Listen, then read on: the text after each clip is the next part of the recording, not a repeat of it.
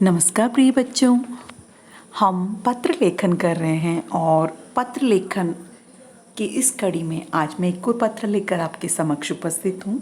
आशा करती हूँ पूर्व के पत्रों को आपने ध्यान से पढ़ा होगा, समझा होगा और ऐसे ही नमूनागत पत्रों का आप अभ्यास कर रहे होंगे। और आपको पता भी है, अभ्यास करते रहने से हम उस कार्य में बड़े अच्छे से दक्षता प्राप्त कर लेते हैं। तो इसी दक्षता की उम्मीद के साथ एक और पत्र हम आज कर रहे हैं। तो आइए जाने हम पत्र में आज क्या कर रहे हैं।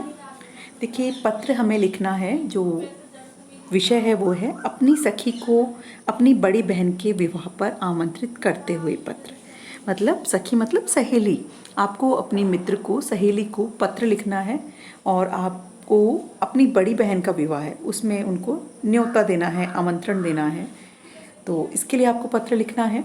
देखिए बेटा, जब हम औपचारिक पत्र कर रहे थे तो हम यहाँ पे सेवा में से शुरू करते थे और अपना एड्रेस भी नहीं लिख रहे थे, जो प्राचार्य महोदय को हमने पत्र लिखे थे। लेकिन यहाँ पे हम सबसे पहले पत्र का प्रारंभ करेंगे इस तरह से। देखिए, सबसे पहले हम यहाँ लिखेंगे, आपका पता लिखेंगे। उसके बाद आप अपनी सहेली को लिख रहे हैं तो कैसे लिखेंगे, प्रिय सखी कोमल, और कॉमा लगा देंगे यहाँ पे। उसके बाद मधुर स्मृति, मतलब उनकी यादों में हैं, आप उनको याद कर रहे हैं, तो इस प्रकार यहाँ पे भी आप विस्मयादि बोधक चिन्ह लगा सकते हैं। इसके पश्चात तुम्हें ये जानकर अति प्रसन्नता होगी। कहने का मतलब बेटा, ये जो भाग है पाठ का, ये महत्वपूर्ण भाग है। इसमें हम जो बात कहना चाहते हैं, जो आपके प्रश्न में दी गई है, वो यहीं पे विस्तार से हम बताएंगे। और एक चीज़, यहाँ हम विषय उल्लेखित नहीं करते हैं जैसा कि औपचारिक पत्रों में करते हैं। तो यहाँ लिखेंगे हम, तुम्हें ये जानकर अति प्रसन्नता होगी कि मेरी बड़ी बहन नेहा दीदी का शुभ विवाह 10 फरवरी 2000, जो भी आप साल डालना चाहे वो आप डाल दीजिए, को होना निश्चित हुआ है। आपने ये बता दिया कि विवाह कब है।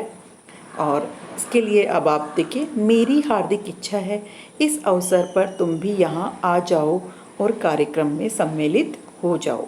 आपने ये भी बता दिया कि आप क्या चाहते हैं, आप उनको आमंत्रित कर रहे हैं, तो आप जो है इस तरह से लिख देते हैं। इसके पश्चात, जैसे मैंने आपको पहले भी बताया है कि जो पत्र का मुख्य भाग है उसको 2 या 3 पैराग्राफ में आप जो है बांट लेने से आप अपनी बात को स्पष्टता से कह सकते हैं। यहाँ भी हम ऐसा ही करेंगे। पत्र के साथ में कार्यक्रम संबंधी पूरी जानकारी भेज रही हूँ तथा एक निमंत्रण पत्र तुम्हारे माता पिता के लिए भी संलग्न कर रही हूँ। मेरे माता पिता की इच्छा है कि तुम्हारे माता पिता भी इस अवसर पर पधार कर कृतार्थ करें, पत्र के उत्तर की प्रतीक्षा में। तो इस तरह से हमने अपनी मित्र को जो है यहाँ पे आमंत्रित किया। और साथ ही हमने ये भी, जैसा कि हम शिष्टाचार के नाते ये भी लिखते हैं कि आपके घर में जो भी हैं उनको सबको आप ले कर के आइए। और जैसा अगर हम व्यक्तिगत रूप से जाते हैं तो भी ऐसा ही हम बोल के आते हैं।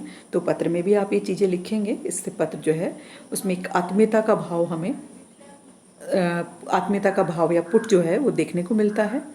तो इसी तरह से इसमें भी हम लिख देंगे। और फिर पत्र के उत्तर की प्रतीक्षा में, आप अपने मित्र को पत्र लिख रहे हैं और अपेक्षा करते हैं कि आप उस पत्र का उत्तर भी प्राप्त करें। तो इस तरह से लिख करके आप पत्र को प्रारंभ करेंगे और लिखेंगे, तुम्हारी सखी अंशु। जैसा हम वहाँ लिखते थे, आपका आज्ञाकारी शिष्य, यहाँ ये नहीं लिखेंगे, ये अनौपचारिक पत्र है। तो हमें इस तरह से लिखना है कि तुम्हारी सखी अंशु। तो इस प्रकार से आप अनौपचारिक पत्र और भी बहुत से ऐसे ही पत्र आप करें और ये अभ्यास आप निरंतर करते रहें। इससे आपका पत्र लेखन का जो अभ्यास है वो और भी अधिक पुष्ट होगा, ऐसी मेरी आशा है। तो आप इसी तरह से प्रयास करते रहिए और पत्र लिखिए। धन्यवाद।